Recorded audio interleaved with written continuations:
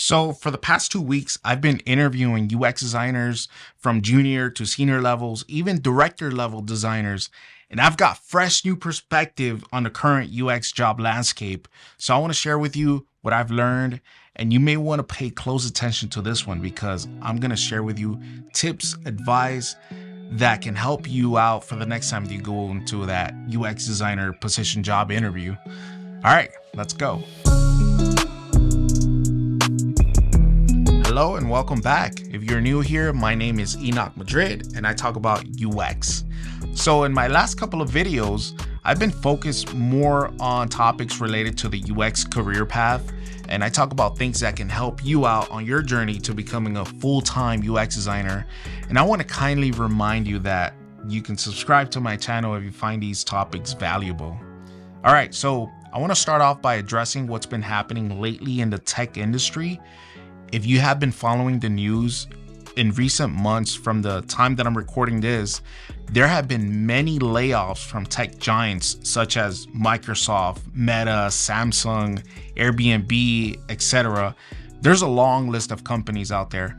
More than 106,000 workers in the US have been laid off. And this is because there's been a shift in the recent economy, and not to mention the whole Bank of Silicon Valley, the whole collapse that happened last week, which is affecting a large number of these tech startups and companies. And I want to set the context up front to compare what it was like interviewing for UX designer positions 7 years ago, to now interviewing in 2023. Interviewing nowadays is very different from 7 years ago.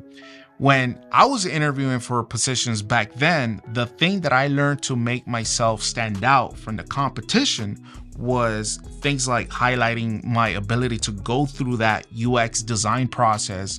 I highlighted my ability to think in terms of problem solving, having a good solid portfolios with case studies, and then sharing the UIs and the visuals, all the things that I did in Sketch, the designer skills, which is always important for UX design. But 7 years later, I feel like this industry has matured to where most companies understand the importance of good user experience. I think that it is acknowledged that good UX equals more customer satisfaction, which in turn that helps to bring in more revenue to any business and any company. Also, many of these companies have a clear distinction between the roles of a UX designer, UI designer, UX researcher. There's different distinctions between these different roles. But with these recent layoffs, there are many talented hybrid UX, UI designers out there looking for jobs. And I know this because ever since the company I work for has put out that job opening to the public for a UX designer position, we have been getting so many folks applying. I mean, it's incredible. In the last 2 weeks, I personally interviewed 20 designers, and I had to stop it because if not, I'd probably spend an entire month doing interviews every single day. And I enjoy talking to, with these candidates and interviewing. But my point is that the competition is real. I mean, there's a lot of talent out there. And let me tell you that every single person that I interviewed is well qualified for the job. Again, what made somebody stand out 7 years ago has become a standard across the board. And honestly, every person that I talk to has been some sort of hybrid in UX, UI, and some research. They have it all. They have things like a solid portfolio with case studies. They have decent visual UI design skills, and at least some kind of basic understanding of browser responsiveness, breakpoints, HTML, CSS, the technical things in the browsers. They also have built or participating in working with a design system or have built designs using a design system. That experience is very important. They also have showcased their ability to problem solve through journey mapping, logic flows, interaction models, and story mapping. These are all like user-centered designers, and they all have the skills that clearly show that they are advocates for the user. Many of them have at least 2 years of experience, either from past employment or freelancing with a startup or small business clients, which means real experience rather than school projects. And also, most of them, they showed research activities and data-driven solutions in their case studies with real metrics and as results that highlight the number of increased conversions, satisfied business KPIs, all these positive things that I wish I had in my portfolio. And above all, most of these folks, they have that outgoing people skill, the type of personality that enjoys collaborating with others and teams and working with people in general with great empathy. So, with everything that I've mentioned, if you have all of this and consider yourself a well-rounded hybrid UX, UI designer with the right personality and the work discipline is there, the question that I want to answer for you is what would make the difference to make you stand out from the rest of the competition if you and everybody else had all these highlights under their belt? This was a tough choice I had to make for who I would hire, but then I listed 6 candidates that I would consider giving an offer to. But even from those 6 candidates, I had to choose 2 to proceed with. So here's what I believe that makes somebody exceptionally stand out from the rest. And this is something you can apply to any job, any field, because it is beyond technical skills. It really comes down to these things.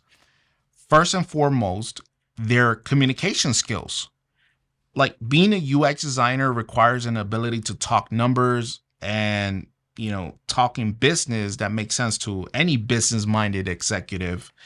So it's not just putting themselves in the shoes of the user, but also the ability to put themselves in the shoes of that executive and become business-minded, and how that comes across with their communication on how they approach the problem and the solutions, all that.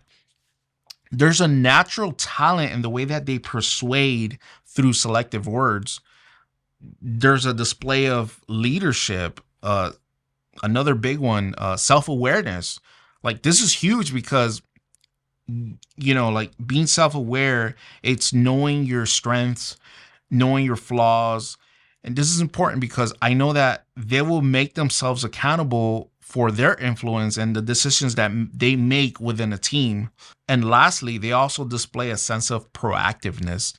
Like, if I get a sense of confidence that they will ask the right question and not need me to guide them in every little thing. I want to work with somebody who I can rely on that will know how to get things done with little of my guidance. You can almost tell when somebody will be very independent or very dependent through the questions that they ask, especially when mentioning things that, like, they're looking for more guidance, looking forward to learning from the team, and looking to assist in anything. I would almost automatically think of you waiting for me to tell you what to do. Like, no. I think that there's an invisible talent that nobody's talking about, and is the ability to identify problems. Someone who's good at that, and not just identifying problems for negative reasons, but the opportunities to bring positive solutions and take initiatives on taking the first steps to solve these. I can tell how someone is willing to hunt down the right person in the right department, or, facilitate the communication between department leaders and stakeholders in a way that promotes cross-team collaboration. Once you're at that level, you know how to run a working design session involving more than just UX designers. I'm talking about gathering product owners, managers, and stakeholders as participants in these conversations, talking about this makes you stand out immediately. I also listed a couple of things not to do. Don't be a rambler on simple questions. Get straight to the point. Also, don't go through a case study to highlight what you did, like journey maps, fancy personas, competitive analysis charts, and talk through each part without any focus on the solution that your work process brought to the table. Like, you're completely missing the point of all of these things because you're not highlighting the valuable things that you learn and how you influence the decisions, the design decisions. What were the results? What impact did that make on the user, to the company? Like, show me results, not the fancy persona graphics. Get it? Don't mention workplace drama and not working well with others. Like, that's a red flag to me. And please don't tell me that you would rather be left alone in your office designing away, clicking through Figma for hours. Yes, that's part of the work, but unless you're applying for a strict UI designer position, you should be excited to wanting to work collaboratively with other people in solving complex problems, maybe through story mapping exercises, card sorting activities, presenting a user flow, and working with multiple people to make it the best experience for the end user. All right, so I hope you found all of this valuable for the next UX designer job that you're going to interview for. And if you have any questions or suggestions for topics like these, please let me know. I'm going to be hanging out down there in the comment section. Also, I want to say thank you to those who have given me a like on my previous video talks. My views are slowly starting to go up and I couldn't be more excited for this. Like, this means the world to me. And if you're new here, please consider subscribing. All right, Enoch Madrid signing out. Peace.